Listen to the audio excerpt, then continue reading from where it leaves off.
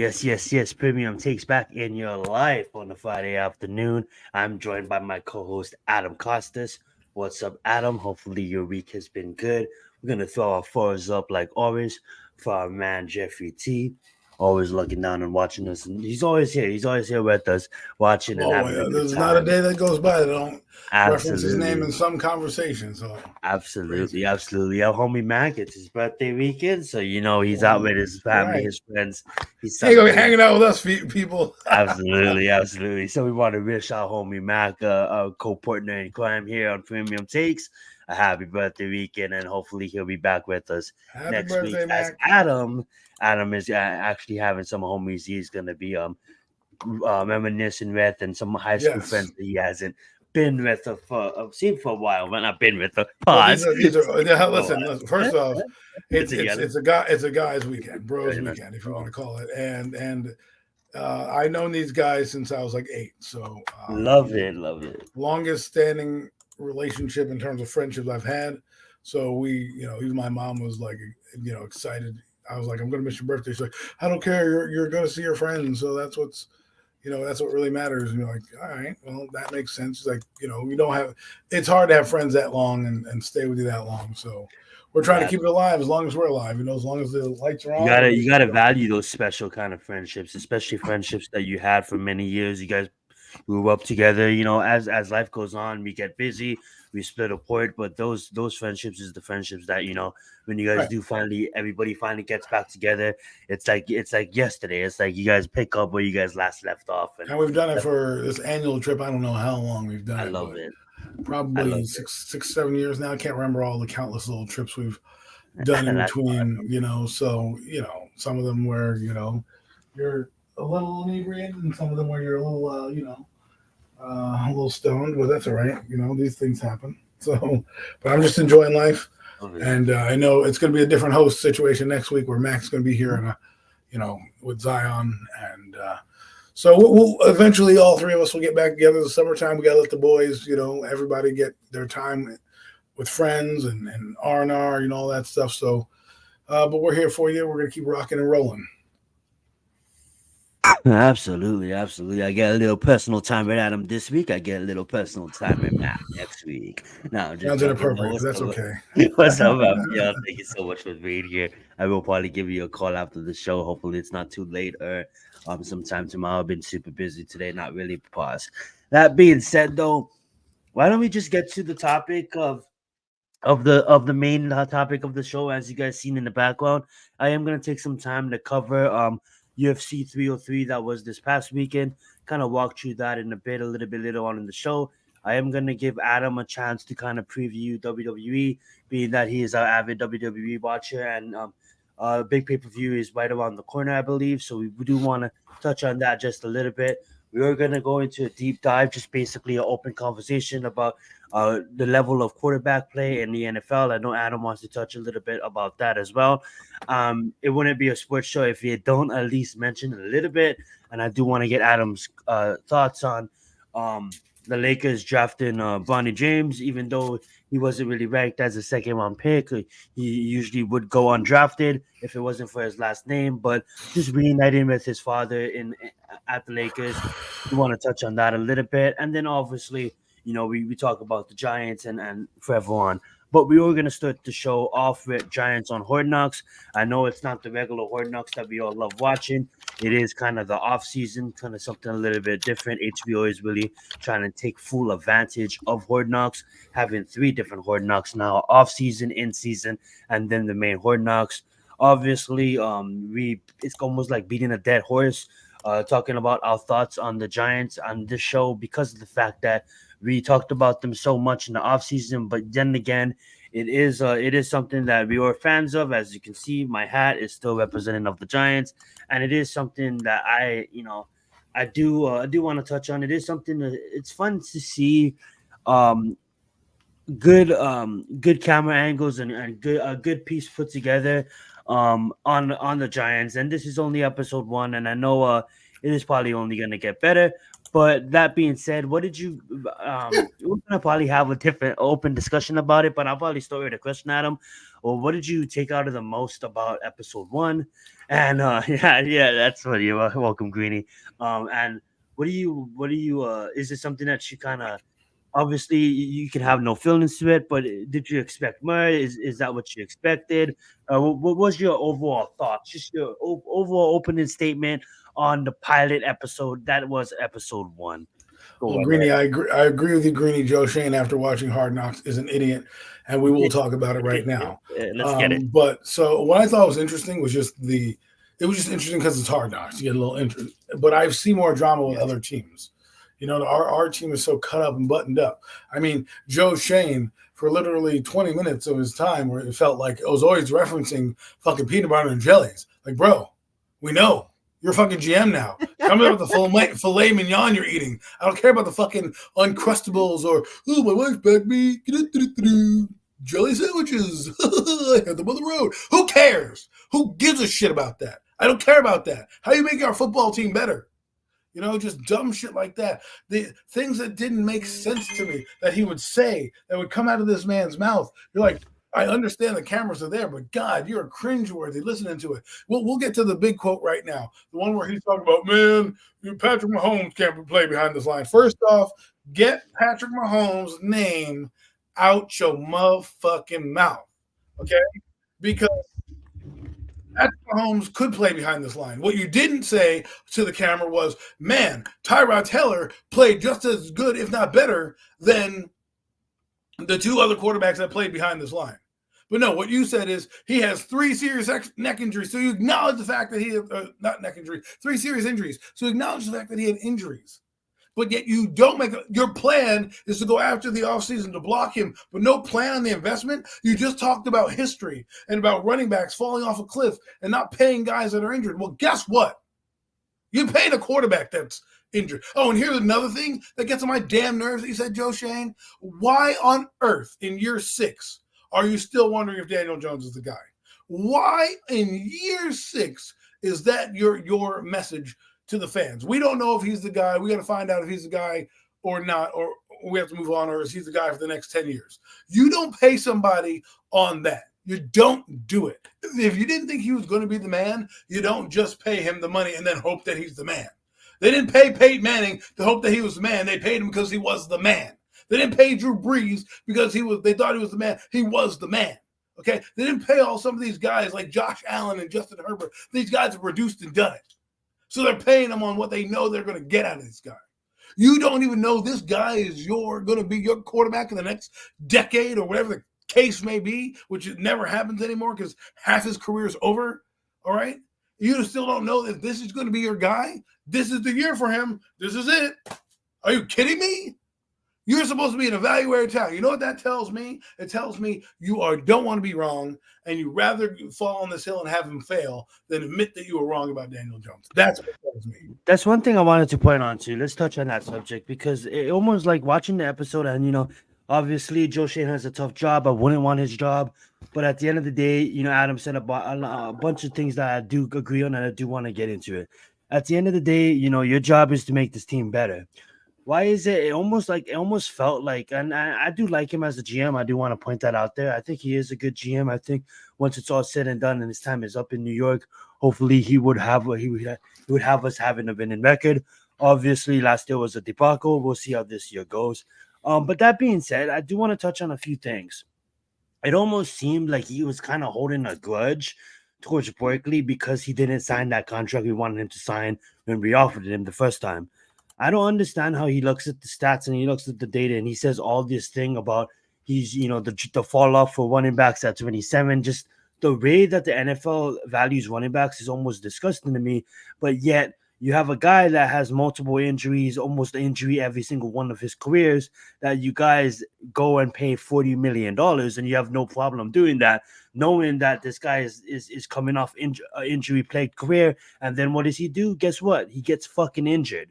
So then you're telling me that you're willing to risk it for the biscuit. I mean, like, this is a quarterback that's been injured, coming off of his most dramatizing injury to date. You can tell that even when he's talking about it, how he's probably being sick of going into the same room and getting that mentally and that physically rehab over the whole offseason. And then you can even tell when the guy's massaging his knee that he's not fully 100%. Now, I'm gonna ask this to Giants fans that literally is living in a world where the Giants are going to be able to get the ball to playmakers that we did draft. The offensive line is going to block, and our defense is going to play top 10 lights out defense. And Daniel Jones is going to survive to the fan base that really think this team is going to be strong. The only concern I ask that fan base is, are you guys really committed to Daniel Jones, not in a dome in New York football in the cold, gonna be fully healthy for 18 games when he never did it in his entire season? So you expect Daniel Jones to do it now? I get the fact that the guy didn't have offensive line. I get the fact that the guy didn't have ribbons. But at the end of the day, the guy is damaged goods. So why don't you bring that up when you go throw money at him? He was injured when you offered him 40 million, but you're gonna, and I'm over it. Obviously it happened, but at the end of the day, it was so like, yeah, Barkley's just this and just that. But when he wasn't, Barkley wasn't this, he wasn't that. Barkley was a playmaker, as dynamic, and came back and showed us that he can play with injured. And obviously he goes and he walks, and now we're sitting here, grabbing someone like maybe like a Drew Lock that is gonna, like, that doesn't make me comfortable as a Giants fan if Daniel Jones goes down. Are we just expecting Drew Lock to have like a Geno Smith type of year, a Baker Mayfield type of year? And that has been our concern the whole offseason. And I get it, guys. We're not trying to be haters on the Giants. And I get it. They still need to play the game. But that is the most ultimate concern that we have as Giants fans on this show. Me, Mac, and Adam, is what happens when Daniel Jones goes down. Where is this team then? And that is a full concern. And it even is concerned with him behind this offensive line as he is. But I'm going to let Adam continue. I know he has a lot of other stuff to say. Sorry to interrupt, Adam. No, you're good. You made some good points. I want to bring up the Barkley thing in a second, but really quick on Daniel Jones and the Joe Shane comments. It doesn't make sense to me that you don't bring in anybody in the draft or anybody else in the long term. And Sam Whitman's sitting there in the 6th. Right. And so the other thing is that's just gross negligence at your job, because the guys are injured. But then on the same breath, you're like, oh, I don't want to pay a running back $12 million because running backs are a dime a dozen. Tell the boss that you're going to get a running back. And then the draft pick out your mouth, first free agency out your mouth is Devin Singletary, who you overpaid, who is 27. So you're contradicting everything that you're saying. The other thing that annoyed me, besides the Daniel Jones comment, because he wants to ride with Daniel Jones. I don't care if you want to ride with Daniel Jones. It was the fact that you told people that in year 6, we still have to figure out who this guy is. That's alarming to me. That's an alarming comment to make after you paid a guy that much money. The other thing is on the running backs. I had a conversation with AK, and he's like, well, does the Baltimore Ravens feel bad that they have Derrick Henry that they're going to pay? Do you think the Eagles feel bad for paying Barkley? Do you think the Colts feel bad for paying Jonathan Taylor? Running backs are, since Christian McCaffrey's come to the league, he and Deebo Samuel kind of have changed the running back in a way, right, in the games, right? So do you think the 49ers go to the playoffs or even the Super Bowl without Christian McCaffrey? Just ask yourself that question. So I understand when he says he doesn't want to see a $40 million quarterback throw to hand off to a $12 million back. Well, guess what? That's what sometimes winning franchises do. Now, another problem I have with him is that you made it a package deal to bring both Daniel back and Barkley back. Okay, so if now you're getting rid of Barkley, you better hope Daniel Jones comes in and knocks it out of the park for you, because you're going to have major egg on your face. If this team, and I'm telling you right now, my expectations for this team, I already told you 7-10, right? That's how I feel. What you should feel as a Giant fan is Super Bowl or bust with this team. That's what you should feel. Year 3, you got a premier pass rusher. You've got, Kayvon Thibodeau there, a defense you think is going to be stout. You have a great kicker. You have a decent offensive line. You have your quarterback that you paid for. All you lovers out there should be pointing to the NFC Championship game at least. If this team falls short of that, I don't want to hear about what Daniel's done or this, that, and the other thing. No. That's not what it is, right? Because if you're still at that expectation level where you don't know who he is, then I don't know who you are as a GM. I really don't, right? And that's another. Continue, please go. Go real quick. The other thing that alarmed me was you said that you needed cornerbacks. You didn't draft one till the third round. Okay, you needed a safety. You drafted one, which is great, but you still didn't put much resources in to your defense. Your defensive coordinator, who, by the way, you looked up PFF stats and then said, "I'm going to hire this guy." Real great hiring process for the camera. Even if that was staged for the cameras, horrible job. Like it's almost like and I just want to clear things up, and I'm gonna let you continue, Adam. For fans that's maybe looking at us and listening to us, or do listen to us and be like, man, you guys are a bunch of Debbie Downers. The season didn't even begin yet. But the thing is, we're tired of the bullshit as Giants fans. We're tired of this trying to sell us on a team that is going to compete, get our fucking hopes on, and then rip it out from underneath us and offer us a free medium fucking soda. And I'm glad that I don't live in the area, because if I did, I'll probably spend my money on season fucking tickets and get let down year in and year out. So at the end of the day, we're going to bash you. We're going to critique you guys in the fucking off season, because at the end of the day, until you guys put on a proven fucking product that can competitively compete every fucking year, it's almost like bullshit you guys are selling us. We get it. You guys are trying to fucking improve the team, but at the end of the day, we feel this way because it's been horse shit watching the Giants over the last decade. Continue, please. I understand what they're trying to do, the marketing, right? You're trying to be absolutely. You got to somewhat still sell anniversary. the team. That's the reason why they did it. 100-year anniversary. Absolutely. What the Giants are trying to do is sweep under the rug that they suck. That's what they're doing. Yes. Like hold it down for the next 2 to 3 minutes. I gotta step out and do something real quick, but I can still hear you. But I'm gonna let you hold it down. Continue though. So my point is that I'm not getting swept under the rug. They had the Giants, 100 best, moments or whatever it was with the Super Bowls. That's great. High five, nostalgia brought a welled up my eyes a little bit because of the memories I had. Doesn't change the fact that we still suck. That doesn't change the fact that we still suck. Okay. The reason why people think I'm a Debbie Downer is because I'm giving it to you for real. I'm not going to sugarcoat it. All right. Absolutely. You know why the Buffalo Bills get to talk the way they talk? Because they've earned it. You know why those teams over there, like the Bengals and the Ravens, get to talk about Super Bowls? They've earned it. We don't.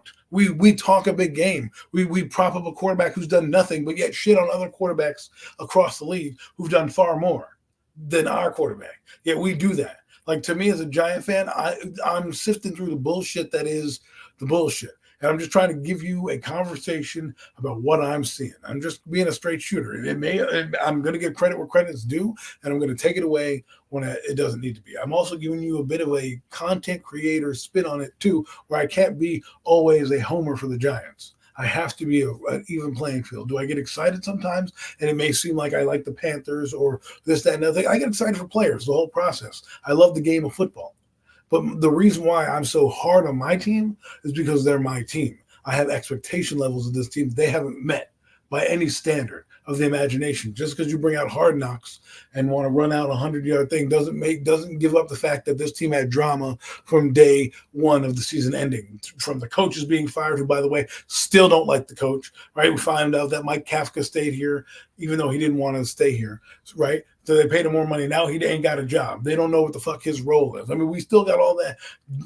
Hard Knocks couldn't be coming out at a better time for the New York Football Giants, because all the drama that was this offseason can now be put to bed, and they can lead up to the training camp right into week 5. And then, boom, you get your Giant football. So that's what's going to be good about Hard Knocks.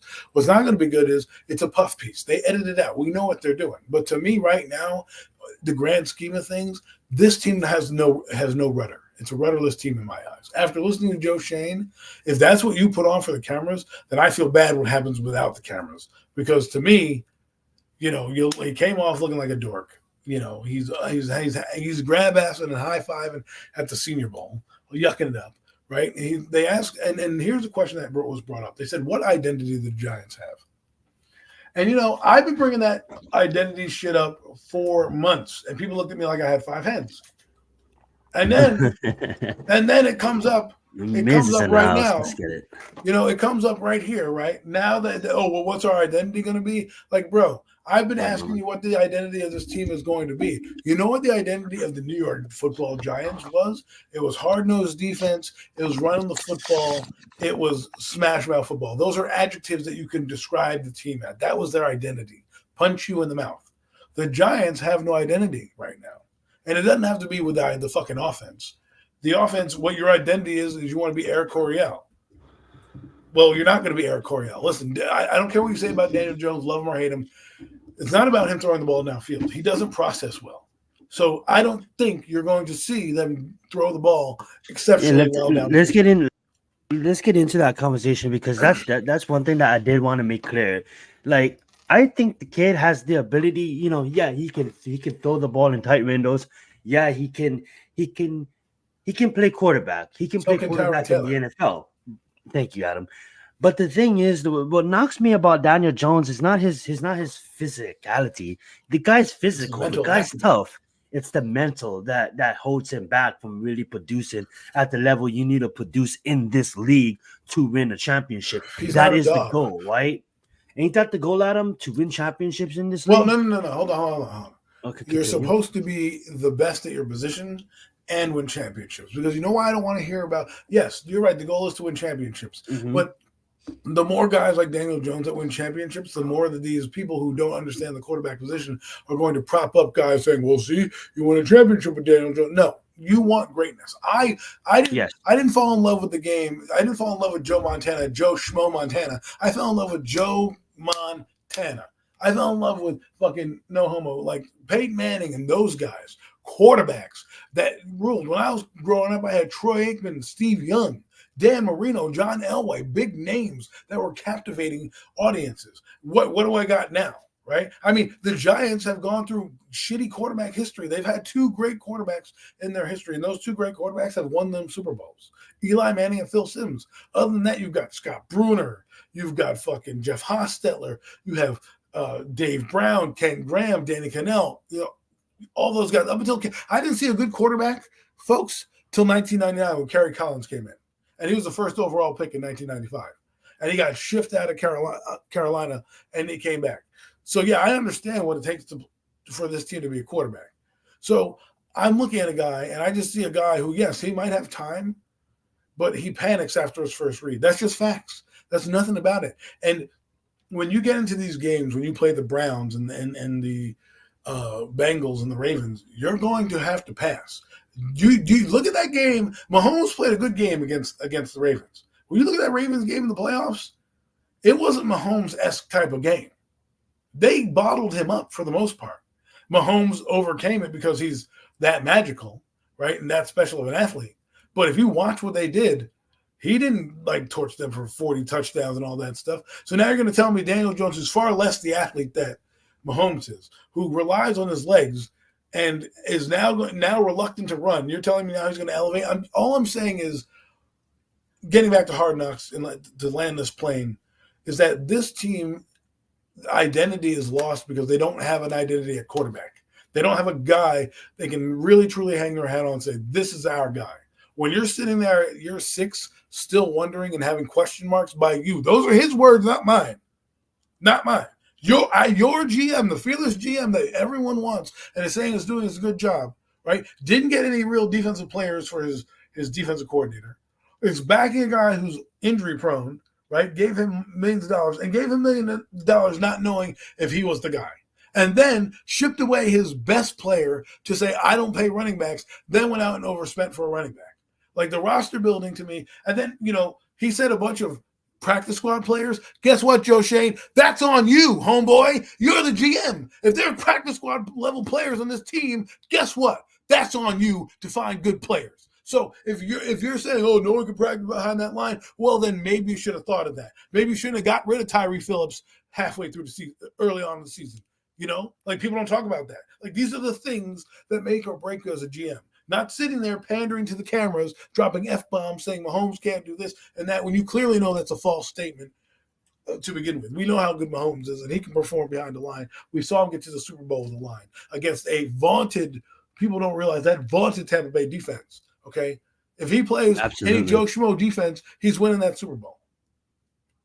I want to touch on a few things as well. You look at the NFC, and it's only getting stronger. Really? You're back on the train now? What else is new? So yeah, if you really think about to respond in the midst, if you really think about it, Wait, what was that? What was that? So yeah, if you really think about it, you look at the NFC, man. We're always um competing in our own division as a whole, and our division itself is getting stronger. There's teams out there at the top of the division, like the San Francisco 49ers, like the Detroit Lions. There's our division, which I just got done saying. There's the up and coming teams that's looking to make progress, like the Falcons, like the Saints. There is even younger teams looking to make progress, like the Chicago Bears. So if you really look at a division in a whole, once Carolina gets things figured out in the next couple of years, there's going to be another emerging young roster. People call me crazy. I said that about the Lions 2 to 3 years ago. Look at the Lions now. Right. That's all. You know what I'm saying? So when you really look at it, this whole division, this whole conference is getting better. And well, at the end of the day, what are we gonna do to compete? You know what I'm saying? Because we bring in Brian Burns, we bring in Malik Neighbors, we do all this stuff, but at the end of the day, still unproven. I love the talent, but it's still unproven. Absolutely, it's still unproven. So when we look at this team, and when you take yourself outside of being a Giants fan and you really evaluate this team as an NFL fan, maybe Las Vegas's offensive coach. I mean, like, he looks promising, and I think he's really gonna be a good coach. But guess what, guys? He still needs to coach. This is his first year coaching this line. He still needs to build this line, so it's gonna take time to build this team. Where a lot of Giants fans are put in this team. So when I look and when I annihilate this team, that is a decent point. This team, does have a emerging roster, does have a young roster. Looks like we do have one of the better defensive lines in the league, but we don't have one of the better defense. You know who has a great defense? The Steelers. Go look at who they have a defense. You know who still has an underrated defense that no one's really talking about? The Saints. Look who they got at defense. You know who has another underrated defense that no one's really talking about? The Atlanta Falcons. So when I look at the Giants and I look at all these Giants fans holding this team so highly, I get it. I understand. You're a Giants fan. You want to see this team be good, but at the end of the day, real recognizes real, and this team hasn't been good. We had maybe 2 good seasons in the last 12.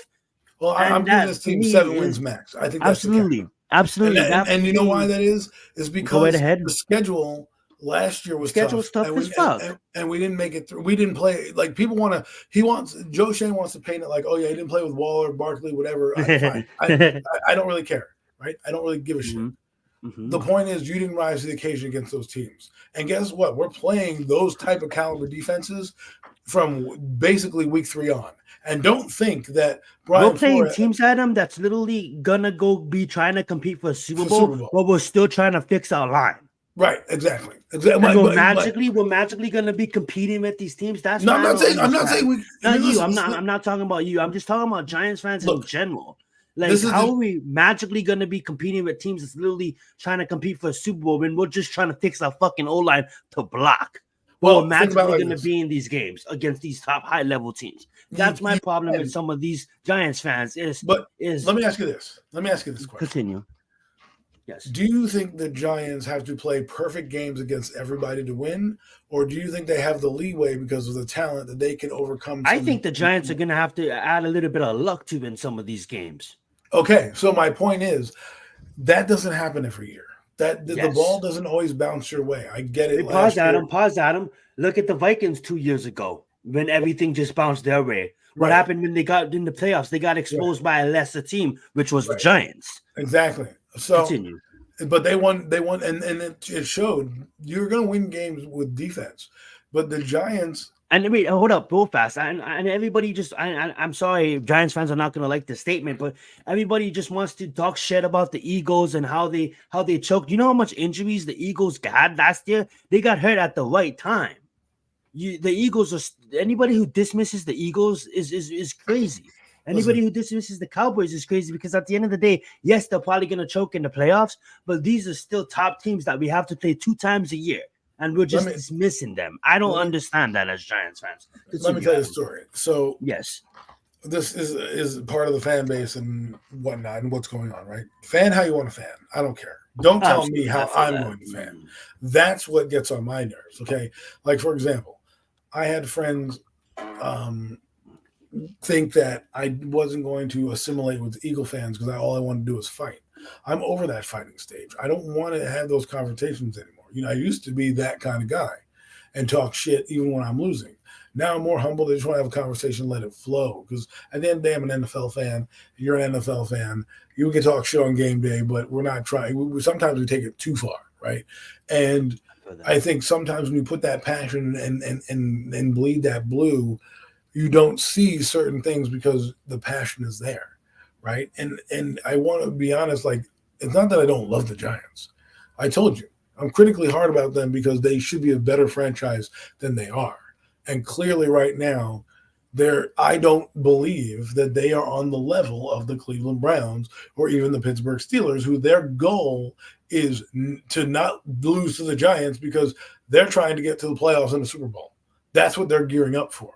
That's why they brought in Russell Wilson. That's why they shored up the defense and made these trades. Those teams are gearing up. Miami, bringing in Odell Beckham Jr. They're trying to be explosive again, right? The Buffalo Bills. And this is going to lead into our second part of the topic in a little bit. Something that really gets on my nerves. They drafted one of the best safeties in this year's draft. Right. The Buffalo Bills are always exciting. You have the Jets who've made moves. Those. I'm only talking about the AFC right now, but I'm just giving you the examples, right, of what's happening. The Eagles have done some things. The Ravens have brought in players to help them, right? They're on missions, these teams. We don't know what mission we're on. 1 minute we're talking playoffs, the next minute we're talking rebuild. The next minute we're saying, hey, we're going to be a Super Bowl team. Oh, wait patiently as we rebuild this roster. That's the problem. We don't even know as a fan base and as an organization what the fuck we're doing. And the reason why you end up being mediocre every year is because you're always doing that half-ass win to rebuild type shit instead of just tearing it down when you need to. And that's a sign of a bad team because you always want to be competitive, but you don't ever want to win. It's like I'd rather look good at losing than look bad at winning. It's almost like a business that is like really just trying to. They don't really care how the business flows. They just want to make their investors money. They don't care that the business is going under, that their business is fucked up, but they're just trying to make their investors money. Right. So as long as we have people that can put season ticket holders in the seats, then we're all right. Malik Davis will be that guy that. Exactly what we just got done talking about. Continue. And let me tell you what Hard Knocks does. It puts a bullseye in your back. Okay, it's going to put a bullseye in your back. It really is. You don't think Brian Flores of the Vikings has a bone to pick with this team after being humiliated by that whole scandal about suing the team and not being chosen and all that stuff? You don't think he has a bone to pick? Now, what do the Giants have to lose? I'm not expecting much out of this year. If they all go on and win the Super Bowl, fine. I'll be happy with it. Do I think they're going to? No. Do I think they're going to beat the teams like the Lions, the Eagles, and the Cowboys? No. Am I worried, more concerned about the Commanders than I normally am? Yes. Do I think the Giants can compete? They're going to be like the Vikings. They can win some games, but do you really trust them against these big-time opponents? And that's where it really comes down to, right? If you look at Daniel's record, he's not great against big-time teams. If he wants to be the quarterback that everybody thinks he is, he's got to go out and beat the Browns. He's got to lead them down the field and score points. He can't just win on a fluky play. You can't just have your defense always win games for you. They're there to help support you. That's what I want to point out too. Like Daniel gets all this praise, right? And yet he doesn't even have a winning record against teams that's over 500. He doesn't have a winning record against winning teams. He's winning games against losing teams. And at the end of the day, people wonder.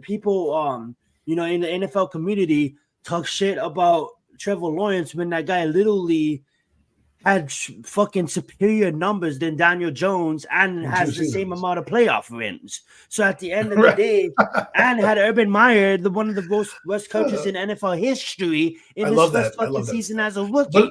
So yet, I don't understand how people. I'm not going to throw any names out there. I really don't watch anybody of our community no more because I've been so damn busy, and I apologize to my YouTube family for neglecting uploading YouTube videos. So I'm going to get back on my schedule. But when I do go on Twitter, I do hear people talk about it. It's like even some of my coworkers like Daniel Jones, and I'm trying to pick their head about what do you like about him, and they give the same excuse that everybody else gives. Give the kid a line, give the kid receivers. Okay, but guess what? The kid has a line, the kid has receivers, but at the end of the day, the kid was picked 6th overall. Exactly. See, I was watching a game on NFL Network, and the quarterback of this team, it was the Philadelphia Eagles 2013 against the New Orleans Saints. The quarterback was Nick Foles. He was drafted in the 3rd round. He ran their offense. They went to the playoffs. They won a couple games, but they eventually moved off on him. Yes, he had some games. He went here, but Nick Foles if you were to tell me that 3rd round pick would win me a Super Bowl, that's a great career for a 3rd round pick. But when you have a guy who's a 6th overall pick and you're putting stats against, and trying to figure out what's going to make him good. Exactly. That's what I don't get. That's why, again, to land the plane of Hard Knocks and jump into the next topic, because Zion brought it up about with Trevor Lawrence, is that's what got me about Hard Knocks the most, is when Joe Schoen laid out that he wanted this $40 million quarterback to do all this stuff, and then at the side of your mouth you go, we still got to find out if he's the guy. Like, are you shitting me? Like, you should be like, this is my dude. I'm going to rock with him. Let's build this team. Away we go, playoffs or bust. I should not hear you then say, well, we have to find out if he's the guy. Like that little sidebar. It's mind-boggling. And another thing that Hard Knocks really confirmed to me that we all kind of already knew is that John Murray is basically Biden 2.0. Like, literally just leave the building, bro. Like, just I'm sorry, go to your nice house and let Joe Schoen cook. Let the team cook. Because at the end of the day, you being in that building is cancer to the team, man. Like, when you come in and you're like, well, are we gonna draft the running back high? Like, what? We're not in the 1980s no more. Like, it doesn't work like that, bro. But don't get me started. Don't get me started. Because I'm sorry. Just because two idiots. It was just so long. Why is this? They both look like idiots. Okay, I'm sorry. John Murray in there, his hands in his pocket. I want to get Brendan Barkley, draft running back high, right? And then Joe Schoen sitting over there. Well, you don't get a running back. I'm going to get a running back in the second week of the draft. Second week, Devin Singletary, blah blah blah. We don't have to pay that much money. Zach Morris played on $1.2 million last year. We could do that. And you end up paying $5 million a year for Devin Singletary, overpaying some, and he's the first guy you sign out the gate. So you're talking about both your butt cheeks too, Joe Schoen. Like, it's a clown. That's what I'm saying. It's a clown show. Then we don't even get anything from Daboll. Half the show's about watching the Tennessee defense, watching Barkley highlights, watching this, that, and the other thing. Daniel Jones had like a cameo, which I fast forward through because you guys know because you guys already know what I don't want to hear about. I don't want to hear from him. I'm done. I'm like, it's a messy divorce. That's what it is. All right, I'm done. Like, go on with your life, bro. I wish you nothing but the best, but you're not the quarterback for my team. I'm waiting for this because to me, I've seen these signs before. I've seen them. I'm not trying to ring alarm bells. I really don't care at the end of the day, because to me, I think he should have been fired last year, even though you didn't want to do it with all the turmoil. I don't think you change coordinators, change coaching staffs, change everybody basically out, and then expect to win games that way. That's like, to me, that's not good. You should just change the whole thing where all a team is good. Like Tom Coughlin's done it a couple times to save his job. He did it in 2006. He got rid of his guys. All right, but you knew Tom Coughlin had 11-5 record and went to playoffs back-to-back. So, and they were just like, get rid of Kevin Gilbride, get rid of this person. Fine, they did it, right? And it worked out for them. But that Daboll didn't have that. Daboll, Tom Coughlin wasn't fighting with Tom Huffnagle and having the same problems, right, that they were having with Daboll. So this reminds me, I'm telling you, man, this is eerily similar to 1997 Jim Fossil era, where Jim Fossil, was brought in. He changed the culture. They waited. They brought a guy in for Daniel Jones. He stunk. They tried Kent Graham. He stunk. They used Danny Cannell. He stunk. Remember, Danny Cannell was like sixth round pick. He played a couple games. I mean, that guy damn near took the Giants to the playoffs, right? Like, so when we talk about playoff wins and accomplishments, this is where I really want to get in. Exactly, Greeny. That's what I'm saying. That's why I call incompetent. You don't pay a man. You don't pay a man. You don't pay that man that much money to then be like, we still hope he's the guy. Then you should have franchised him 2 years in a row, because at least if franchise tags exist. Right, exactly. Now, granted, if he fails, you have the out next year, but now you're on the hook for $22 million. Had you not done that and you franchised him twice, you would at least been up for the guaranteed money and off the hook the next year. So to me, it's just bad business to hear him say that. To me, that's like making an investment and you're like, well, that investment went negative, and it was negative when I bought it, but I hope it goes positive.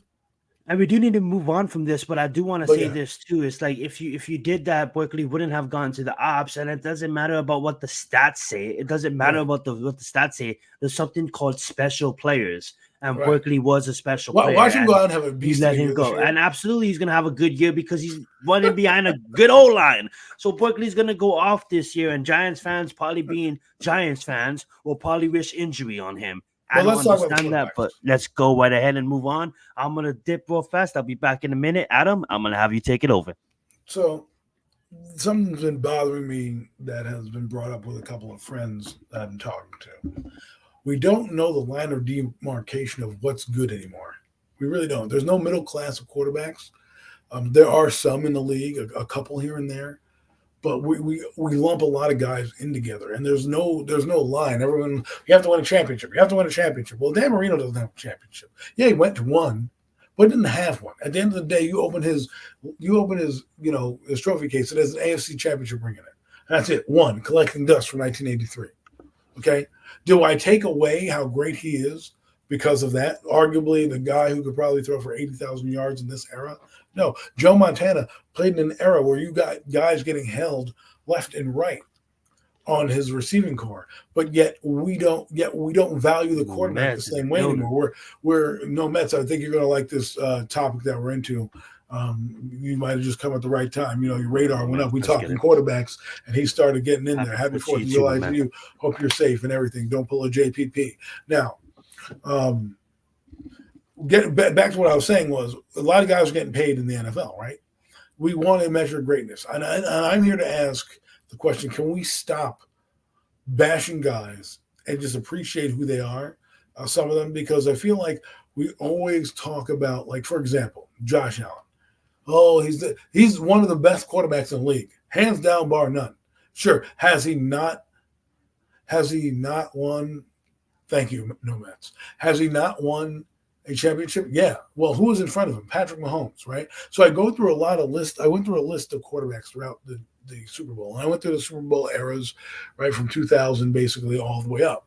And I was talking about the quarterback. I'm sorry, Adam. I don't want a quarterback that competes with the top quarterbacks in this league. Oh yeah. Well, I'm I just don't want saying. him on my team. But think about what those. But here's the thing, right? Let's talk about a guy like Nick Foles, because we brought him up before, right? He wins the Super Bowl. People are like, oh, I like this guy. They pay him.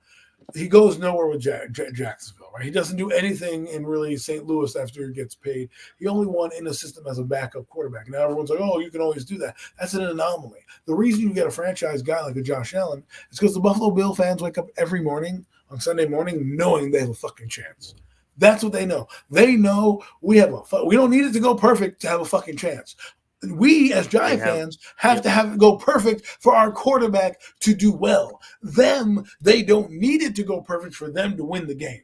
That's the difference for when you have a great quarterback on your team, is that you don't need everything fucking perfect. Yep. Okay? You need everything perfect for Daniel. With a franchise guy, you don't need everything perfect to win, because he's going to, like, look at what Trevor Lawrence did. Okay? We laugh at him, but he kept plugging away in those playoff games, and he advanced to them. Right? That's why he did that, right? That's why they paid him. Through all the adversity, he did it, right? Josh Allen, all he does is win games. It's not my fault. Tommy in the building. Happy it's not, to Tommy. It's not my fault that he met Patrick Mahomes in the playoffs, right? Does that take away his greatness? They're like, oh, well, Lamar Jackson. I'm like, okay, Lamar Jackson's a 2-time MVP. Why am I poo-pooing him because he has a bad playoff game? He's had pretty good playoff games that we can remember. He had one bad one, which, let's be honest, Patrick Mahomes didn't light it up either against that Ravens defense, okay? And we want to poo-poo these guys because he hasn't won a championship. Why? Why do we always do that? Why can't we? Because when I grew up, John Elway was the man. He didn't win Super Bowls. He went there, but he was the fucking man. Joe Montana was the fucking guy, okay? You had fucking other dudes when I was growing up. Marino was the fucking. They were like, there was Marino, there was Montana, there's Elway, and then there's the rest of those motherfuckers. Okay, then growing up in the 90s, you had fucking Aikman, you had fucking Young, you had those guys on a different tier. They talked about Troy Aikman as if he was the fucking best stinks in sliced bread. That's my problem. Now, did he win games? Does Troy Aikman, arguably the best quarterback for the Dallas Cowboys ever? Yes. You know, I like Tony Romo as a talent. I didn't like Romo as a talent. I like what he brought to the team, but Tony Romo was always a pain in my ass. I was watching that guy. But Bregman did what we need to do for that Cowboy team. Do I think he deserves his numbers to be in the Hall of Fame? Not necessarily, but he was up there in passing. Okay, Brett Favre, growing up, was all over the field. These are guys we talked about. This is a guy I emulate in the backyard. You know who I'm not emulating? I'm not emulating Brad Johnson. You know, I'm like, oh, let me drop back and be Brad Johnson. No, I'm emulating, Montana's. I'm emulating, Aikman's, Young's, Favre's. Those are the problems that I have when we lump quarterbacks together. Now, do you need to win at the end of the day when you get paid like that? Yes. But if these teams are putting you in the play, if these quarterbacks are putting you in the playoffs every year, the playoff hunt every year, and overcoming obstacles, even if you add, you look at Lamar Jackson doing that team. You gave him talent, and that team was 15-1. He had no talent, and he carried that team to an 11 wins on a bum knee, right? And that's the thing, and you hit it on the nail. And I'm gonna let you finish because I don't want to interrupt your point. No, but my point, the thing is this: the reason why I'm so enamored with this situation is because I've had conversations with people who are like, Josh Allen, I don't think he's great. I'm like, what does this guy need to do? Pull a rabbit out of his ass for you to be like, he's good? Like this guy. Sometimes you just have to, to be honest, not even have conversations with people like that, because at the end of the day, they have their take on these quarterbacks, and it's not going to change. And it's really mind-boggling to me because let me ask you this question. The guy on the Minnesota Timberwolves, Ant-Man, right? Anthony Edwards, absolutely. Is he not great? Dog. Okay, right? He's a young player in the league. We already know he's absolutely great. If he doesn't win a championship, but he still plays at that level, is he not great? Dog. Still a dog. You know what I'm saying? That's what I mean. Kevin Garnett was still a fucking dog champion, even though he played on a shitty team. Doesn't take away his greatness because he couldn't win the championship. Okay, look at the circumstance. Okay, Charles Barkley. Dan Marino is one of the best quarterbacks of all time. Right, he didn't win a championship. Do you know who he lost to in the Super Bowl? I forget who he lost to, but I think it was the Redskins he lost to in the Super Bowl. Could be wrong. But my point is, that he absolutely is a deer in headlights. I think here's the point too, and I want to touch on a few things you said because I do agree on it. You know what teams do? Teams like the Buffalo Bills, teams like the Baltimore Ravens, their fans can almost likely be cocky. They're kind of like me, like Miami Heat fans. Like, we know we're going to be in the playoffs at the end of the year. We know we're going to have a chance at the finals. We just know that. You know what I'm saying? Obviously, we got outmatched this year. Everybody did against Boston, so I and nothing to look down at. But we know next year, I know D Rose is probably not going to come here, but if D Rosen wants to come here, absolutely come to Miami with open arms. We'll love to have you. Point taken, and that's another thing we can touch on free agency. Nothing really major happened, but at the end of the day, in NBA free agency, but at the end of the day, when you have quarterbacks like your Josh Allens, like your Lamar Jacksons, it gives you a chance every single Sunday, and it gives you a chance to be in the playoffs consecutively year in and year out. When you have someone like Aaron Rodgers, it gives you a chance to be in the playoffs year in and year out. Exactly. When you see these guys operate with nobodies and then get the somebodies, they make different makers. That you can't say that same shit with Daniel Jones, because Daniel Jones really didn't do anything. Well, think about it like this. Let me put some of the quarterbacks in perspective that Daniel Jones might end up being. A Jake Delhomme, okay? A guy like Jake Delhomme was a backup. He had a couple hot years. They went to the Super Bowl. They lost. He flamed out after that. Ryan Fitzpatrick, same thing. Guy they overpaid, thought he was going to be a franchise guy, bounced around team to team, had a couple good flashy seasons, a couple flashy games, right? That if he ends up being a high-end backup, it's not going to be a bad thing. The reason why not a bad thing at all.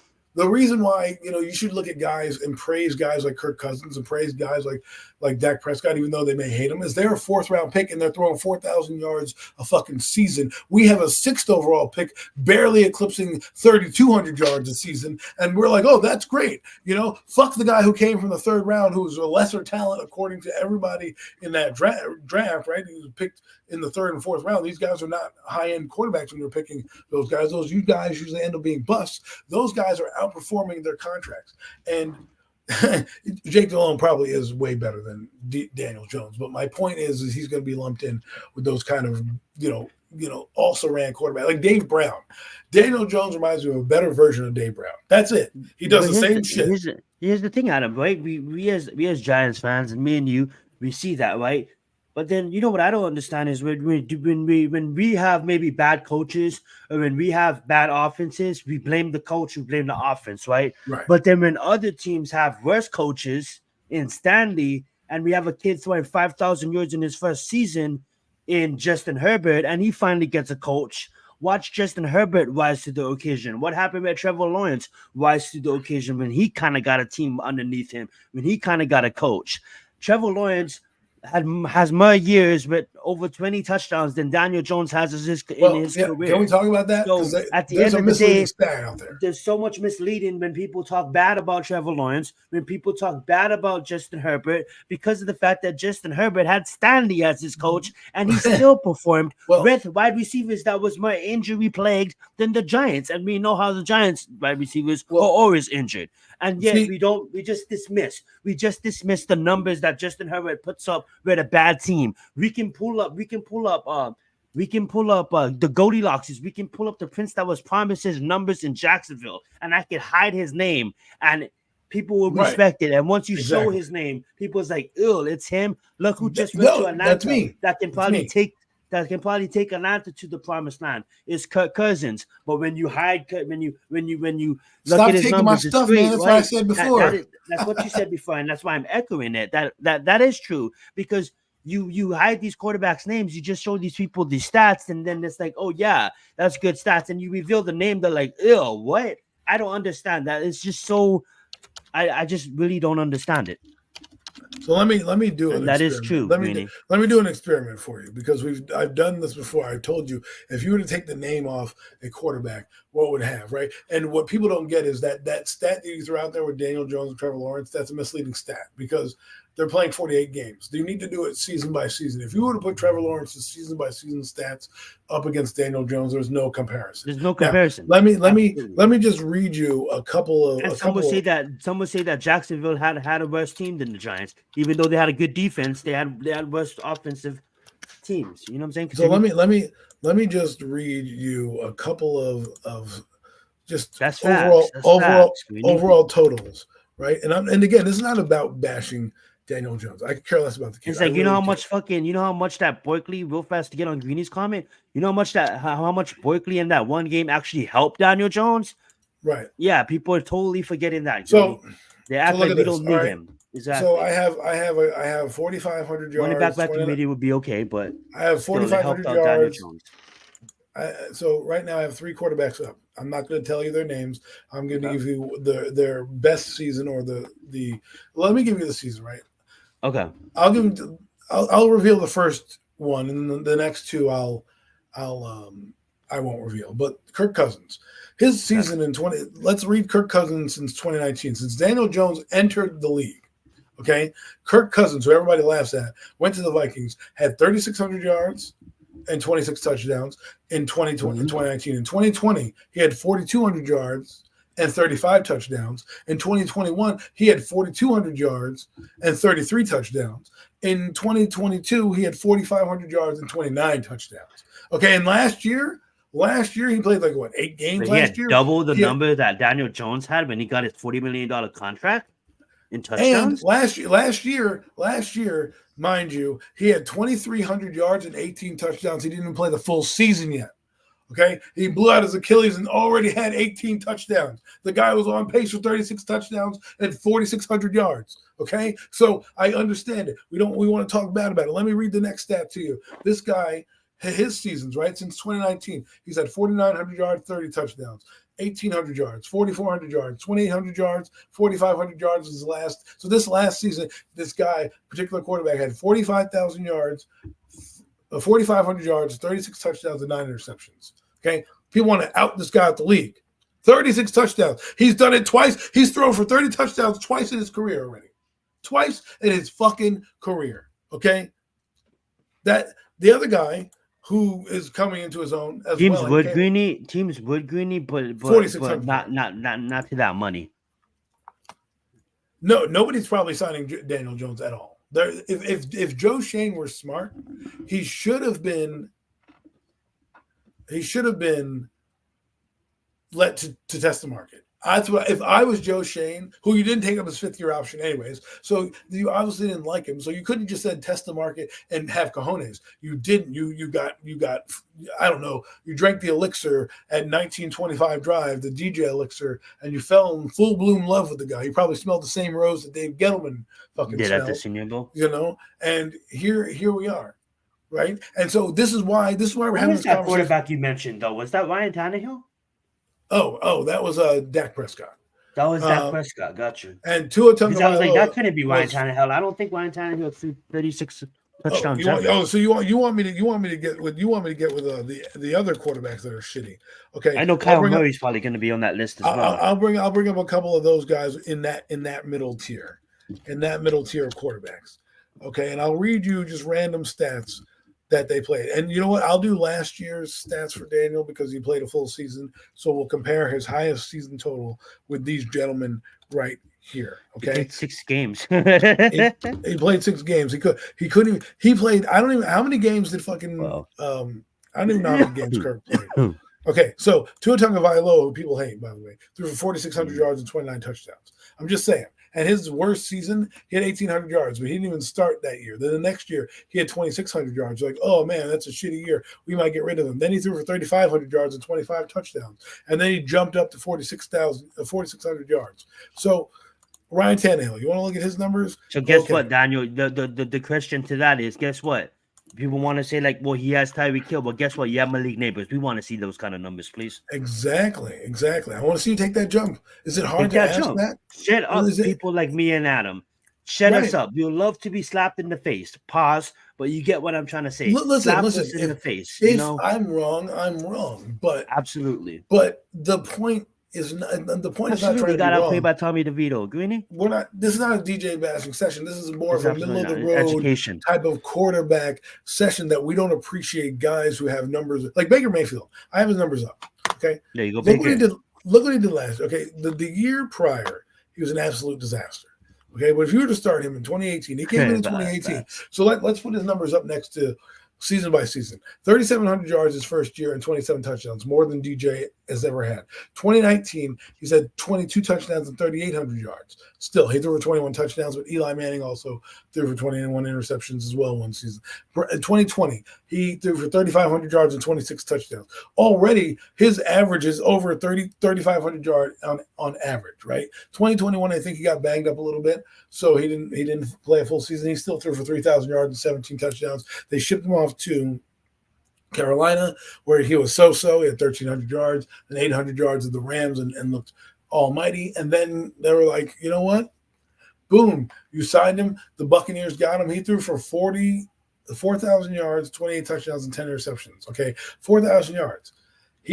Yes, you could say that he got better with the talent that was around him, but he also that talent didn't fall off. Mike Evans still got 1,000 yards. That offense was scoring points. They were still doing stuff. He still made plays. Do I think he's a great quarterback? No, but what I'm saying is, if you're going to give me a middle of the road quarterback, at least give me a guy that is throwing for over 3,500 yards consistently. I love this exercise too, because if you really think about it, you're mentioning medium of the pack, middle of the pack, end of the pack quarterbacks here, and Daniel Jones still can't compete with them. So it's almost like magically a rookie from LSU, even though it's LSU type shit, and even though that's wide receiver university, and even though we got seems to have gotten some pieces on the O-line, you're telling me a quarterback that clearly averages less than fucking 20 touchdowns a season and hurt every fucking season is magically gonna jump into a top 10 running back? That is impossible. Let me put it to you this way, right? If you want to put someone's numbers up against Daniel Jones' numbers, put Geno Smith's numbers. All right, Geno Smith, who started the league in 2013, has 14,000 yards. Okay, Daniel Jones has 12,000 yards. Geno Smith has thrown for 4,000 yards once. He's thrown for over 3,000 yards twice. And he's thrown for over 20 touchdowns in back-to-back years. So that's a middle of the road quarterback. Another guy that we can add to that list, who people don't like, and I appreciate who he is. I don't think he's great, but for what he does, I want to Derek add this Carr. real fast. Derek Carr. Okay, I'll let you talk on Derek Carr, and I want to add something to this. Derek Carr, he's like a guy. If you're going to pay a guy middle of the road, that's what I expect. Like I expect Daniel Jones to get 3,800 yards and 25 touchdowns, bare minimum. I want Baker Mayfield numbers, but if you can't even beat out that, Saints numbers, 3,800 yards and 25 touchdowns. If you can't eclipse that, and we're talking about Derek Carr, who threw 5 consecutive 4,000-yard seasons before he dipped with the Raiders, and he kind of found his way, right? If you can't get those numbers, then you're not good. Like he's a middle of the road quarterback. That's a guy, Derek Carr, that if he gets hot, can win you some playoff games because that's just who he is. That's who he's shown you. Right, if you were to tell me the Giants and Derek Carr right now, I'd give them a better chance of making the playoffs. Most definitely, but I love that you brought him up because that's a quarterback that you have to build around, and everything has to be good in order to even make the promised land. The thing about it, go ahead. I want to answer that real fast. I think it's just controversy, right? You bring in Justin Fields, you bring in Mac Jones. You're doing a disservice to Daniel Jones in a way where you're going to have nothing but the thing about Drew Lock is if he sucks, everybody already knows he sucks, right? But if he's good, that's why good, right? That's a good way to answer that, Adam. Not to cut you off, but that's why we didn't go after a $1.9 million Russell Wilson that Denver was basically going to pay for, because that would have caused exactly what Adam just mentioned. And that's the one thing. When I look at a quarterback, I don't give a fuck if you won, bro. I'm not looking at you to win. I get it that my favorite quarterback is Caleb Williams because I'm a SC fan and I'm going to follow his career, and he's going to run forever. He's going to run around. At the end of the day, that is not supposed to be your first job is to win. The only reason why he even said that. It's because he had a fucking ranked 116th at times offensive line in college football. How is any quarterback supposed to do it when literally half a second and they're there? So obviously, he did though. Have to move. But that's what. But see, you bring up a great point.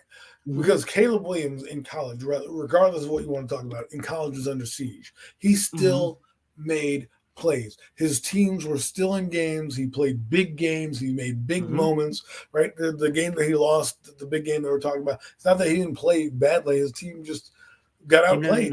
It happens, right? But did he play a bad game? No. He played a game where they should have won. They could have won, absolutely. But the reason why I mentioned the reason why I want to harp on your point so profoundly is because people need to nail that in the head. What an elevator does. An elevator doesn't just get sacked and USC has a 500 record because they have okay quarterback play. The reason USC was in every game was because their quarterback played like Superman. Okay. Look at his receivers that got drafted. Exactly. None in the first 3 rounds. Elevated all of them. Washington, elevated Rice. I love that point. And that's what I mean. Now, will he do that in the NFL? I don't know. But if you were to take his career and look at what the chaos he had, when Daniel had chaos in college, he didn't perform. Against Clemson, he looked like dog shit in the rain. But this guy, he gets beat by Notre Dame, but at the same time, he's been in so many big games that you can say, okay, I understand it. Michael Penix Jr., same thing. These guys, people want to look at, the stats or, he's done this in college. Look at the big game performances. Did he not play against Alabama or, Georgia's a NFL club, okay? They're an NFL ball club. They're basically a borderline NFL club. They have some troubles. Yes, he did. But the game before that, because people don't ever want to talk about that, they want to bash Michael Penix in his bad game. But when Daniel Jones comes around, they don't want to bash the bad game. They only want to go for the good game, right? His good game, Michael Penix Jr., he torched. I think it was Texas in the bowl game. He torched their asses. He lit them up but that's what I'm saying. He elevated those guys. Roma Dunze is probably not a top 10 pick without.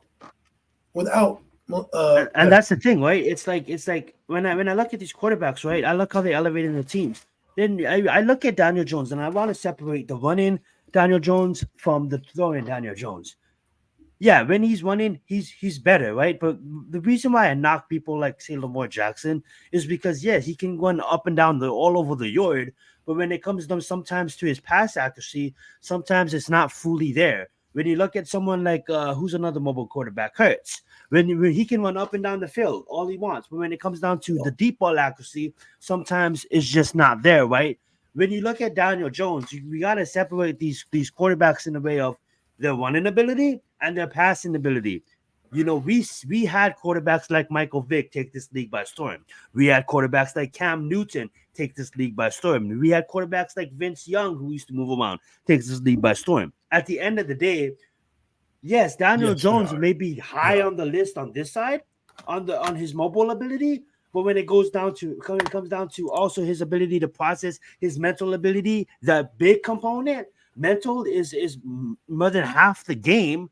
Some would say 80-90% of the game is mental. He's just unable to get it done. And we see that year in and year out. So it doesn't matter if this guy does have an O-line. It doesn't matter if this guy does have wide receivers. And I want him to shock me. I want him to prove me wrong. I want him to prove us wrong. I want to see Daniel Jones go for 40 touchdowns and over 4,000 yards. So but it's not going to happen. I'm not saying it's not going to happen, but I'm not going to be impressed with it because you know everything had to have been perfect for him to do it. That's the problem. That's my issue that I not elevating his team. You know, if you like you talked about Caleb Williams and Jaden Daniels, Caleb Williams, Michael Penix on this football team has a better chance of making the playoffs, and that's my God honest statement. And I'm not disagreeing to a certain extent. What I'm saying is Ben McAdoo had a quote that always stand out to me. He's like, "How does a quarterback do in a muddy pocket?" Right. Mm-hmm. And what that means is the chaos around him when feet are coming down and hands and guys are getting close and the pocket's moving. It's not how do you perform? And if you watch the game in the Super Bowl, the 49ers had a fantastic plan defensively on how to stop Mahomes. But the problem was Mahomes adapted his game because he knew what to do. This is the difference between a lot of running. This is what a lot of running quarterbacks aren't able to do. They aren't able to separate and drop back and pass because they're so good at running. And at the game, at the end of the day, is one in the pocket, and it's a muddy pocket. Meaning, if you want, like I watched the clip a few weeks ago of Eli Manning. A rusher came untouched, unfazed to his face. He sidestepped the guy, reset, threw a touchdown to Odell Beckham Jr. That is pocket awareness. That's pocket presence, and that's what certain quarterbacks don't have. I'm sorry to bring this up because I'm not trying to ride him, but at the end of the day, But at the end of the day, I seen Caleb Williams every single fucking Saturday, running for his life with his eyes downfield at multiple receivers and not eyeing down anybody unless they get open. Well, Caleb Williams said it. Not able to do that. Continue. They interviewed Caleb Williams, and they said, "Well, how are you as a runner?" He goes, "My job's not to run." He's like, "I run because I have to, not because I want to." You know, and I said, he's like, "My job is to pass," and that's to me. Yeah, well, that's my issue because everybody wants to talk about having a great O-line. My issue isn't with Daniels, and I don't want to make this a Daniel bashing. I'm trying to compare quarterbacks in the middle of the road and why we always judge them, and basically have an argument, an open discussion. You know, I think it's fair to say that a lot of these quarterbacks get misjudged, but when we talk about these guys, we always poo-poo them no matter what they do. Oh, well, Jalen Hurts stinks because of this. Oh, well, he has A.J. Brown. Oh, well, he has CeeDee Lamb. Okay, does CeeDee Lamb have 1,700 yards of Daniel Jones? Answer me that question right now. Probably not. Probably not. I'll put my house that he won't have 1,700 yards with Daniel Jones. But Dak Prescott gets CeeDee Lamb 1,700 yards. Some of the best seasons. Well, when Eli had, I'm sorry, I just came back, but when Eli had like the San Francisco playoff game, bro, when he has like grass and they're holding on to him, and he just, it's beautiful to watch. Right. Well, the thing about it is you need pocket awareness because the NFL. You know who has great pocket awareness and great processing ability? The guy on the San Francisco 49ers, Brock Purdy. Yes, and the point is if you can do something like Eli Manning wasn't a runner. I knew Eli had to go in 2018, 2019 because in 2019 when they drafted the quarterback, I knew it was time because there were lanes for a guy who would scramble, would get yardage. I didn't think you needed a runner, but I just think you needed a guy who could escape a little bit. Eli at 36 wasn't doing that, so I knew it was time. However, what Eli did in his prime or during most of his prime was able to avoid the rush. That thing with Tom Brady.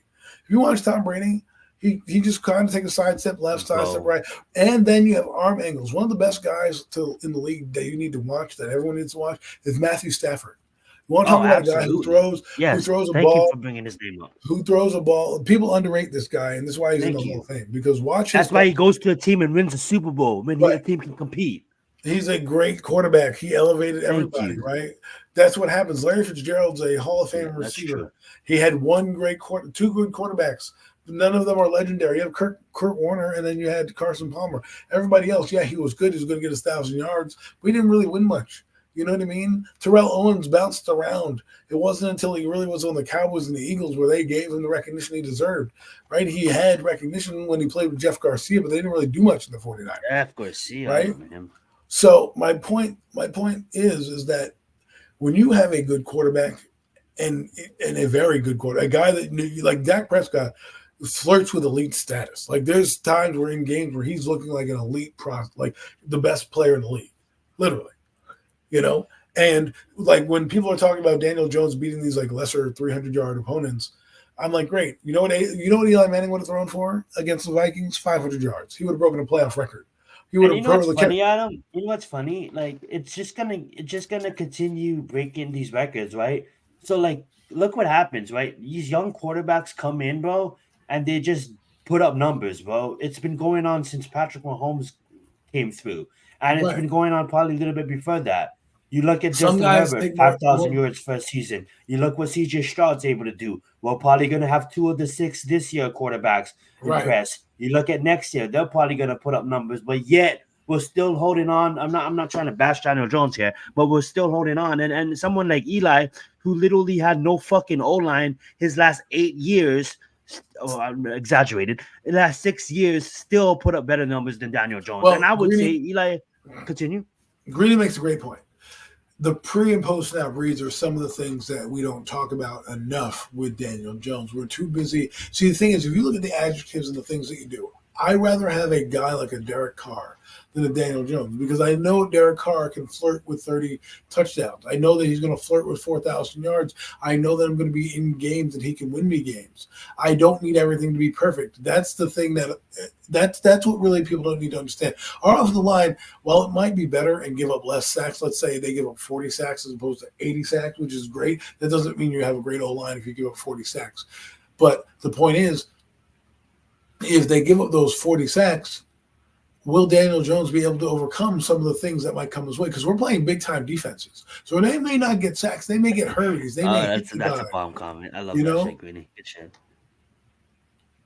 That's facts, though. Yes, you're right. You're right, Greeny. We're not necessarily bashing. I don't, because people know my stance with Daniel, and that's kind of how they always look at me. Oh, you just hate Daniel Jones. I'm giving you valid reasons as to why, and bringing up a middle quarterback market who are guys who are in his similar wheelhouse, who are either getting paid less or producing more than he has in his entire career. And so my point is, it really stemmed from the Hard Knocks thing, and I wanted to bring it into the conversation that Josh Allen gets bashed because he hasn't won, and I'm like, this is the NFL, right? This isn't the NBA where, I mean, you can have a lot of great players, and one of the points I was bringing up was that No Mets brought up was Patrick Ewing, right? Do people think that he's not a great center? Like, yeah, he's a great center. He bombed the playoffs and the finals, but he's still a great center. That doesn't take it away from who he is. Does Latrell Sprewell get to the Hall of Fame? No, but is he a good player? Yes. If he won a championship, that's a guy that would need to win a championship to justify him being like in the Hall of Fame. Those are the type of players, those secondary fringe good players, like Kirk Cousins. If he wins the Super Bowl and he ends up doing passing, I can see him getting to the Hall of Fame. He may not per se, but like a guy like Matt Ryan. Matt Ryan, people loved. That guy's going to the Hall of Fame. Okay, I'm just sick, and the reason why I want to interrupt you, because the reason why I bash him is because I'm just sick of disinformation. People fucking sit up here and spread disinformation because Daniel Jones plays for the fucking Giants, but if he played for another team, they would be outdone with him already. They'll be completely done with it. Right. And they people sit up here, they praise fucking Daniel Jones, and they bash good fucking quarterbacks with shitty coaches like Justin Herbert that literally has played 1 year lesser than Daniel Jones. And Daniel Jones is sitting at 12,000 yards in 5 fucking years when Justin Herbert is sitting at 17,000 in 4 fucking years. So He's it's almost torching the like league. you're bashing Justin because he can't win a fucking playoff game, and you're highlighting this mediocre bullshit UFL certified. But how many times has he been to the Daniel playoffs? Jones? It's just disinformation. How many times has he been to the playoffs? Disinformation. I mean, Eli Manning got blown out in his first playoff game, and people. Daniel Jones is not him. It will never fucking be him. Only fucking shoot 24 touchdowns once in his fucking career. Averages 10 to fucking 15 touchdowns a fucking year, and averages 6 to 10 fucking games. But that's the quarterbacks for the Giants' fucking future. Joe Shane, I don't even get paid that much money, and I see the fucking answer, but yet you still need to evaluate him, and that's what makes me so fucking sick, that these smart fucking people are looking really fucking dumb. It's almost like the fucking Democrats in this country, and I was a Democrat my whole fucking life until they poison us with this fucking bullshit, and I'm not trying to get political, but it is pretty fucking political when you're fucking straight up lying to us in our fucking faces. Okay, you have all this delusional fan base that fucking believes the fucking lie. It's this fucking information. And I think I'm not gonna speak for you, but I think for me at least, I care less right now about Daniel Jones. The problem is there's nothing he can do outside of winning the Super Bowl that'll get me to believe anything. And I don't think he's that guy. Yeah, so to me, I'll tell you what, I'll be honest with you. To me, I'm not as connected this season with the Giants as I have been.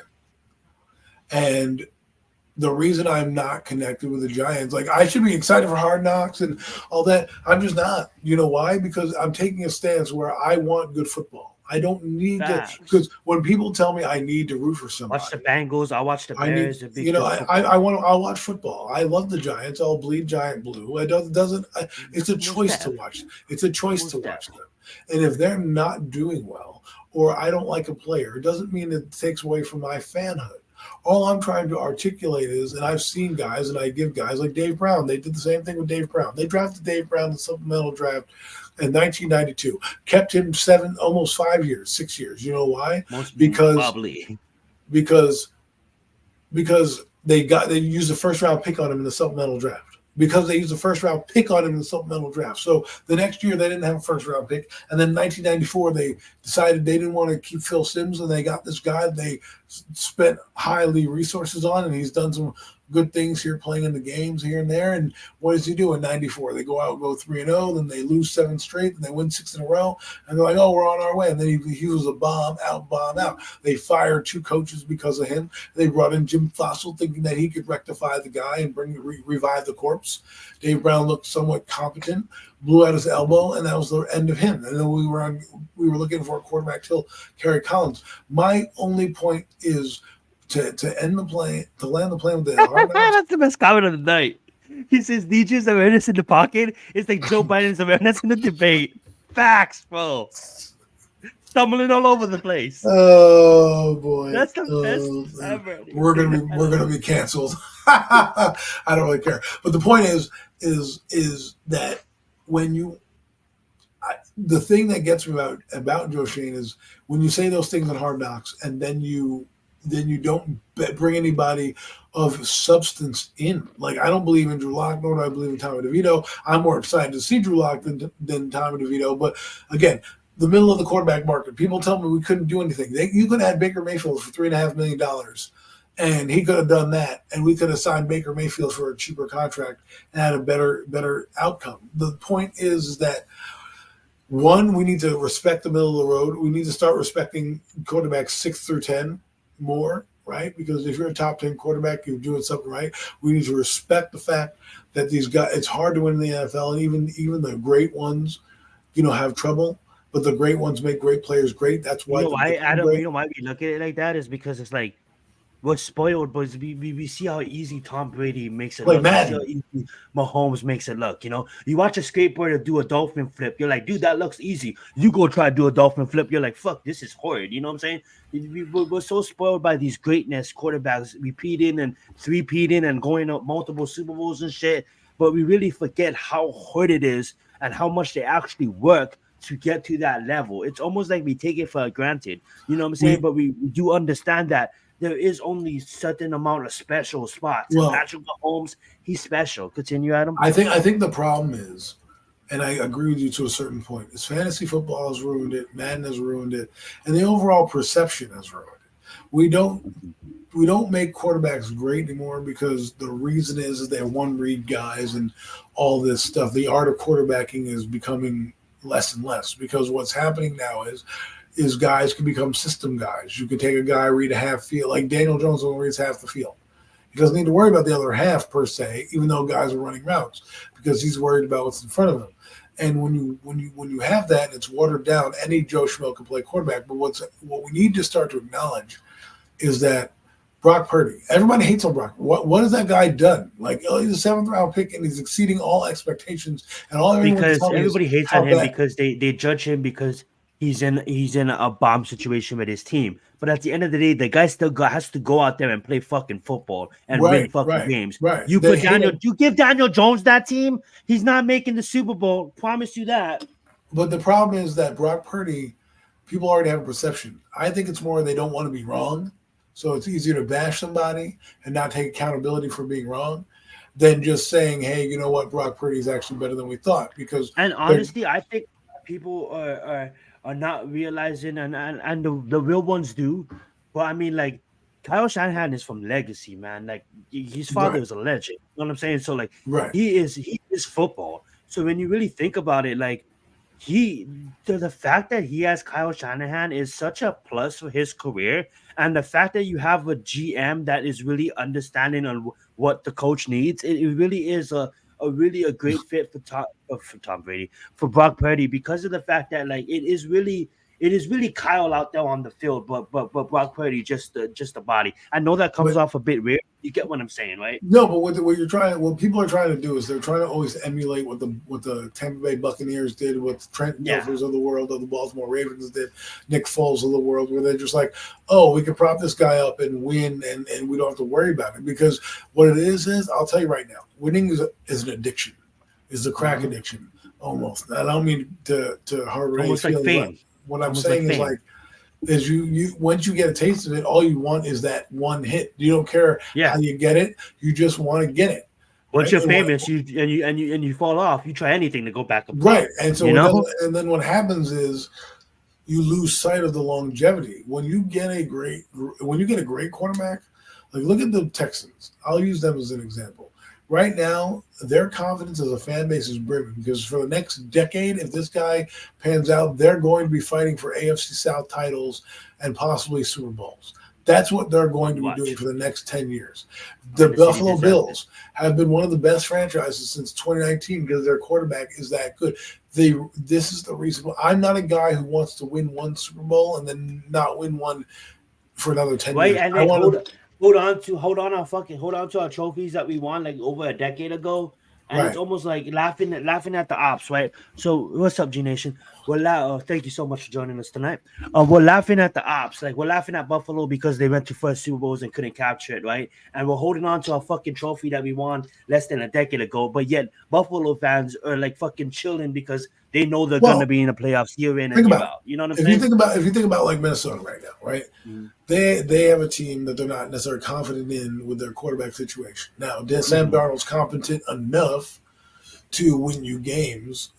Do I think that if they win games with Sam Darnold, are they going, oh yeah, he's the future? Absolutely not. These middle of the road guys. If I was them, honestly, I'm stood in JJ.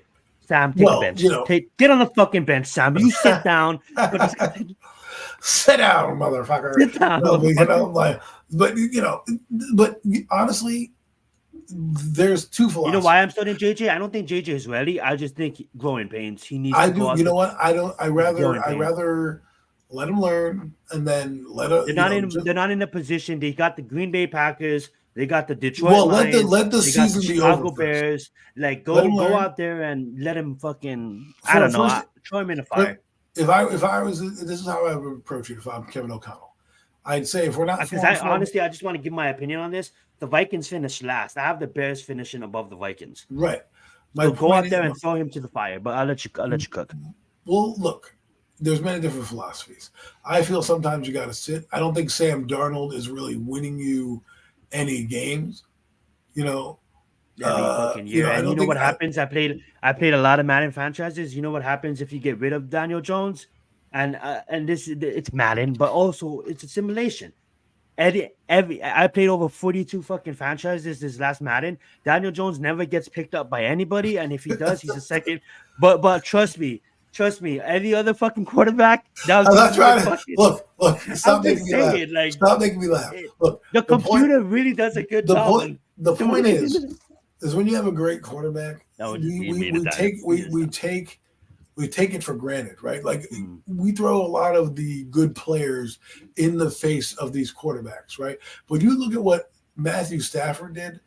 He had Puka Nacua and an injured, banging up Cooper Kupp, and he still ended up having a good offense and making the playoffs because if they don't have Matthew, let's say hypothetically we switch Daniel Jones and Matthew Stafford, they're not making the playoffs. I'm just being honest with you. No, I'm not trying to be. Like I said earlier, Daniel Jones on that San Francisco 49ers, as much as I just gave Kyle Shanahan his respect, San Francisco's not getting past the Lions in that game, not getting past multiple teams, because it's not Daniel's ability. Like we said, it's not his ability. We know he's physical. We know he's tough. We know he can play. He's somewhat dependable, but his ability to process and his mental is shot. It's literally shot. The thing is this: you can't, once you are mentally gone, you can't ever get that back. Okay, you just can't. It's like they call it a shot fighter, where you're seeing, like Sam Darnold said it best, I'm seeing ghosts. Daniel Jones sometimes sees ghosts. And I'm not, again, Kirk Cousins had to check himself into rehab and get coaching because of that playoff loss. Him and mentally takes a toll on you. Think about Ryan Tannehill did the same shit. And not to defend Daniel Jones, but think about getting sacked over and over and over again. You start fucking Daniel Jones is out here dreaming of fucking. He's in his sleep getting sacked. Well, my point is this: mental, bro. To land the plane and end the show on these kind of few notes. Yeah, because I think this is a great topic, and we wrap up right now. And I want to say, I'm gonna let you get the last word, but I apologize, guys. We didn't get into UFC 303. We didn't get to the WWE event. We didn't get into the NBA draft, but I know all those topics is going to be lingering, so we can always get into that later on. This conversation has kind of lasted longer than we predicted, but hopefully that we gave you guys good content tonight. I'm going to let Adam get his last word on. I'm going to say something, and I'm going to probably end the show, but we want to appreciate all of you guys and thank all of you guys for watching. Go right ahead, Adam. Well, I'm tired of them, people throwing people's weapons in their face. Your GM is supposed to build a franchise that wins, right? So if you get good players, like Jamar Chase, am I mad that the Bengals got Jamar Chase? They were drafted there. They had a horrible record, and they ended up getting Jamar Chase. Well, guess what? Do you think Jamar Chase is the same guy without Joe Burrow? He's not.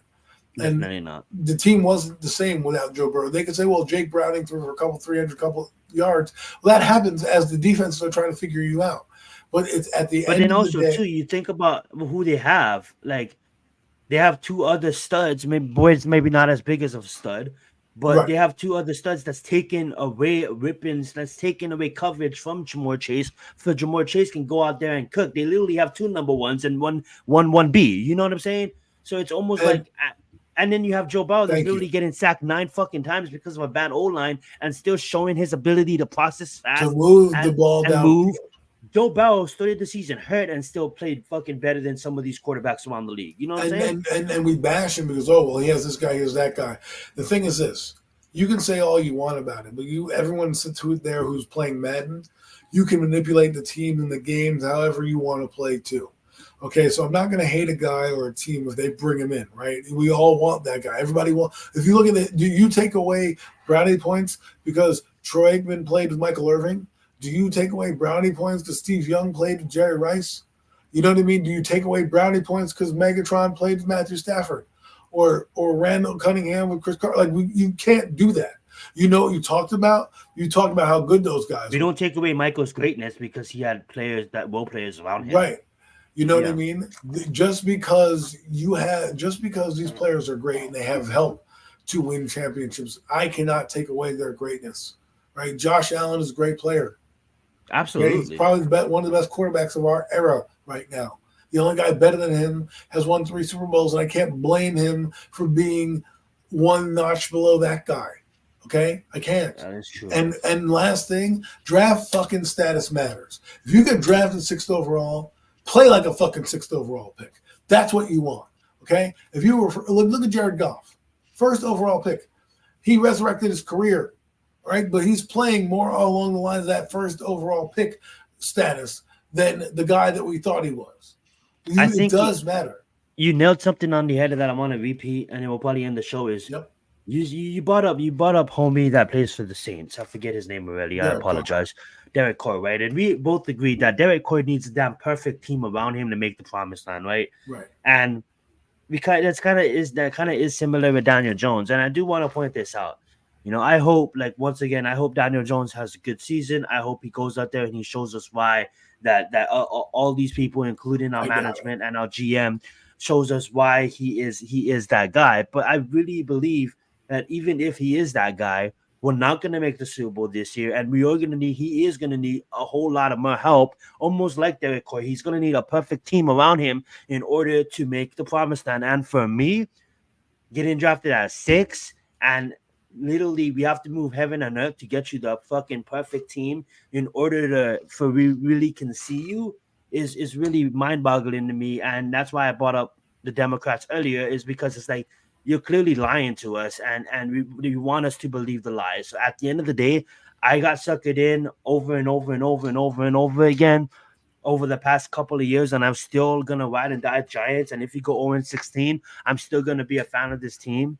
But I know that the Bears with a bad offensive line, Caleb Williams is going to run all over the yard. And yes, he's going to have growing pains, but I know that Chicago Bears football is going to be fun to watch this year. I know that Atlanta Falcons football is going to be fun to watch this year. I think Drake London, I think Kyle Pitts, I think they have maybe breakout years with Kirk Cousins at the helm. But Kirk Cousins, you know, is a bad quarterback because the Atlanta Falcons who already have those players. You know what I mean? And speaking of Atlanta, they know what it feels like to be in quarterback Joe. So Kirk Cousins gets injured, they're ready to go. Everybody laughed at Detroit for taking Gibbs. Look at Detroit, almost beating the 49ers to representing the NFC in the Super Bowl. Nobody's laughing at Detroit now, huh? Detroit's the second best team in our conference. No one's laughing at Detroit now, right? Everybody's wondering why the fuck did they take Penix Jr.? It's a bad pick. Kirk Cousins goes down, Atlanta is boom, insert in. What happens when Daniel Jones goes down? Insert in Drew Lock, and the season's fucking over. He's not entertaining. That's for sure. That being said, I'm not wishing on injury, but guess what? It's plain. The guy's been injured, coming off of his biggest injury of his entire career. Never threw over fucking 16 touchdowns since his rookie year. And where did that injury come from? Where what part of the body? His knee.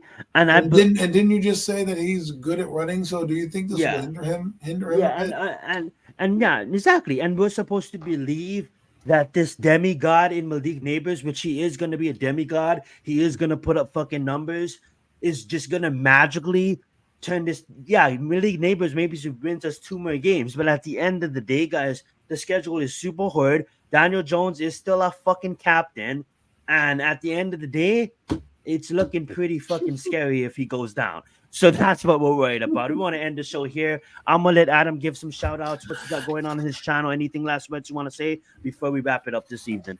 I just want to say thank you to everyone, people who have given me the idea about this quarterback thing. It's a discussion that comes up, all the time, and it's one that needs to be addressed more and more because I'm here. I'm hashtag middle-class quarterbacks, okay? I'm here for them. I want the Bakers and Mayfields of the world, the Geno Smiths to succeed, and Daniel Jones kick rocks. That's all I have to say about that. And if JJ does start week 1, the Vikings is a team that we should be able to beat. But what I'm going to be watching on as just kind of like just to watch. Brings the blitz. Yeah, I'm watching. I'm gonna definitely watch that. Definitely watching that. But I want to see. I know stats can lie. I get it, guys. He has Addison. He has JJ. But doesn't matter, guys. We have fucking Malik Neighbors now, so that doesn't matter. If JJ has a good game, I want to see that kid succeed. Not because I wanted him to draft him, and not because I want to rub it in the Giants' faces. If the kid has better numbers than Daniel Jones at the end of the season, it's not because of that. I just believe that there's certain quarterbacks in this draft that a lot of people were just overlooking to overlook. And I'm going to repeat my statement that I said earlier because I think it is valid. If Daniel Jones never played on the Giants and played on another team, I don't think Giants fans will hold him to the standards that they hold him to. The fact that he plays on the Giants, it's almost biased towards Daniel Jones because that honestly, it's okay. It is okay to be good in college and not make the NFL. Look at Johnny fucking Manziel. The guy's little league football. He is a true American. He just goes on the field and he just fucking balls out. He doesn't even read the fuck. He doesn't even understand the playbook. And obviously, he didn't make nothing of himself in the NFL. But at the end of the day, that guy was the main reason why Reggie Bush got his fucking trophy back.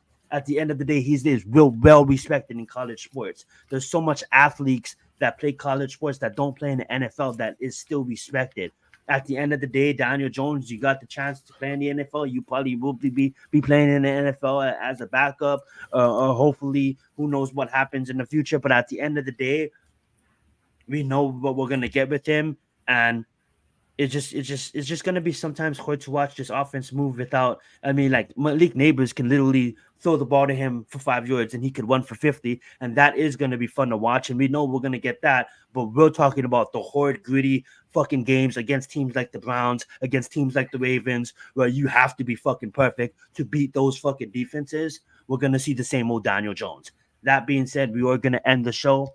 Thank you guys so much for joining us tonight. I'm sorry we kind of made it a whole giant show, Hard Knocks, quarterbacks. It's because we haven't talked about it for a really long time. We covered the NBA playoffs. We're branching off into movies and music and stuff like that. Me and Mac will be here live next week for you guys while Adam enjoys his boys' trip. Pause. That being said, though, we want to throw out first up for our homie Jeffrey, that's always here with us every stream. I know he would have loved the hot dog eating contest on this 4th of July. He was real big. I used to remember watching his videos. Some guy drank lemonade in 21 seconds. Crazy shit. Yeah, that's crazy shit, man.